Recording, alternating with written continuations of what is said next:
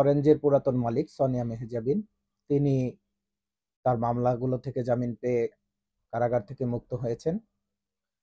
কারাগার থেকে মুক্ত হওয়ার পরেই তিনি বাণিজ্য মন্ত্রণালয়ের ডিজিটাল কমার্স সেলের সাথে একটি বৈঠক করেছেন গত 12 তারিখে। কারিগরি মিটিংয়ে তিনি মালিকানার বিষয়ে অবগত করে মন্ত্রণালয়ের সাথে আলোচনা করেন যে কিভাবে গ্রাহকের টাকাগুলো ফেরত দেওয়া যায়। তো 12 অক্টোবরের মিটিংয়ে বাণিজ্য মন্ত্রণালয় থেকে অবগত করা হয় যে আপনারা যেহেতু মালিক না, সেহেতু আপনারা যদি গ্রাহকের দায়িত্ব নিতে চান তাহলে আপনাদেরকে অবশ্যই আদালতের মাধ্যমে মালিকানার বিষয়টি সমাধান করতে হবে।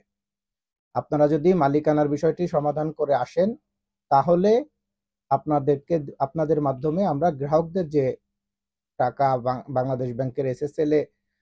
পেমেন্ট গেটওয়েতে আটকে আছে সেই টাকা সারকরণের জন্য আমরা আপনাদের উপরে বিশ্বাস করতে পারি, কিন্তু আপনাদেরকে আগে মালিকানার বিষয়টি সমাধান করতে হবে। এরই প্রেক্ষিতে সোনিয়া মেহজাবিন বিভিন্ন সিনিয়র আইনজীবীদের সাথে পরামর্শ করে তিনি সিদ্ধান্ত গ্রহণ করেন যে যেহেতু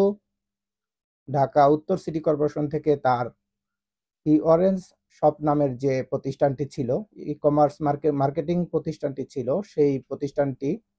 মালিকানা পরিবর্তন হয়েছে এবং মালিকানা পরিবর্তন হয়ে বিথি আক্তারের নামে মালিকানা সংশোধন হয়ে গিয়েছে, সেহেতু তিনি আদালতের শরণাপন্ন হবেন এবং এই সিদ্ধান্ত অনুযায়ী তিনি গতকাল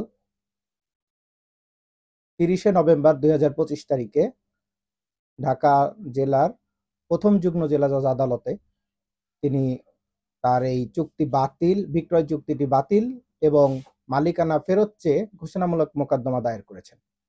আমরা আশা করছি যে দ্রুতই আমরা আমাদের এই মামলার মাধ্যমে মালিকানা ফেরত পাবো এবং গ্রাহকরা